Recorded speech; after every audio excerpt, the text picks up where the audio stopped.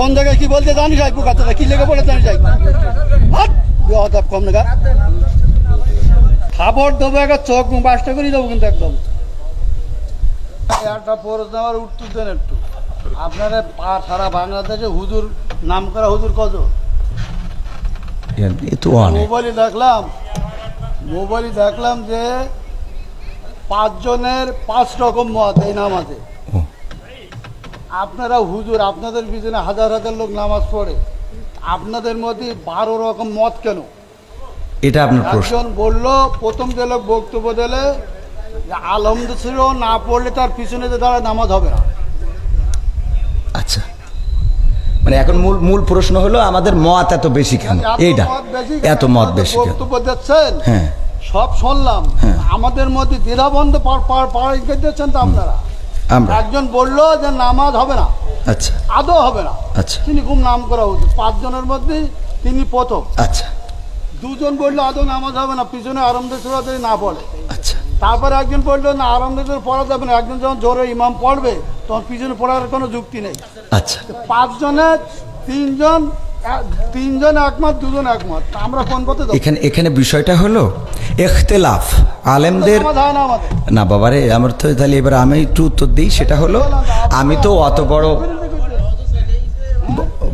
বড় হুজুর এই বিষয়ে বড় হুজুর উত্তর দিক নাকি? আমি শুধু এতটুকু বলি, সেটা হলো ইখতিলাফটা আলেমদের এই ইখতিলাফ এটা এখন শুধু না, বিশ্বনবী সাল্লাল্লাহু আলাইহি সাল্লামের সাহাবীদের যুগেও ইখতিলাফ ছিল। এটা মত পার্থক্য থাকবে। আপনি একজন চেয়ারম্যান, বাংলাদেশে অসংখ্য চেয়ারম্যান আছে না নাই? তো সব চেয়ারম্যান কি একই সুরে কথা বলেন? সব ইসলামের মধ্যে ভেদাভেদ হবে কেন? চেয়ারম্যানই করে এক জিনিস আর ইসলাম এক জিনিস। চেয়ারম্যান আর ইসলামের মধ্যে আপনারা তো বুঝাইতে পারবেন না।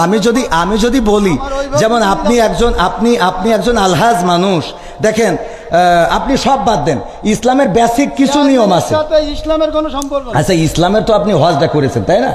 হজ করেছেন না? আমি যে প্রশ্নটা আপনার কলাম এখানে 6 জন লোক আছে, আপনি সঠিকভাবে উত্তর সঠিকটা আপনি তো উত্তরের আগেই তো বকর করতেছেন। আমার উত্তরটা দিতে দেন, আমার কথা তো বলতে দেবেন। তা বলতে না দিলে আমি কি করে বুঝাবো? ফালতু কথা বলিছেন, বলো খবরদার। ল্যাঙ্গুয়েজ সোজা করেন না, সোজা করে দেবো কিন্তু একদম বলো। ল্যাঙ্গুয়েজ সোজা করে বলেন। আমি বলছি আমার কথা তো বলতে দেবেন। ল্যাঙ্গুয়েজ সোজা করে দেবো কিন্তু একদম। বিয়াদব লোক কম নাগাদ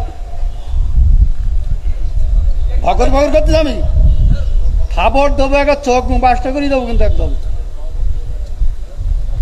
আমি প্রশ্ন করলাম যে একজন লোক বলছে যে আলহামদুলিল্লাহ নামাজ পড় না, শুরু না বললে নামাজ হবে না, ফালতু বলতেছি। আমি বলছি আমার উত্তরটা তো দিতে। কোন জায়গায় কি বলতে জানি যাই পোকাতে কি লেগে পড়ে জানি যাই হাত কম না